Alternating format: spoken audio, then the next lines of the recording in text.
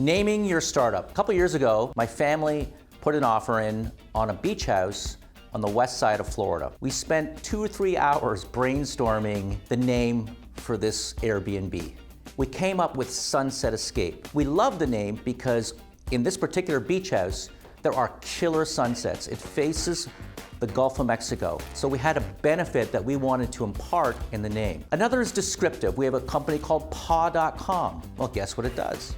We sell pet-related products at paw.com. Often your lawyer will say, well, come up with something totally unique and different because you can trademark and protect that. And they're correct about that.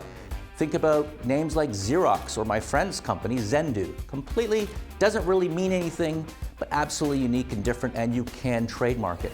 But I do believe there's some benefits to having names that are descriptive, like cookiedelivery.com, which is a concept where they deliver the cookies hot to your door. Or EastFortLauderdaleRentals.com, which was a business of ours. So if you went to Google and you typed in East Fort Lauderdale Rentals, ironically, just because we chose that name, we came up on the front page of Google.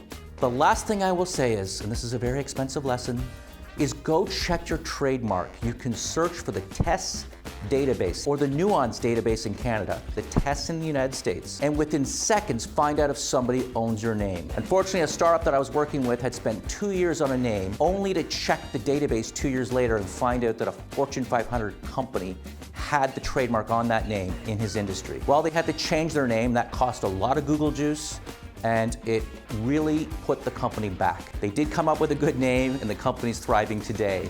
But don't make that mistake. It's absolutely free to do and only takes a few minutes. Think about your naming early on. It can make a big difference.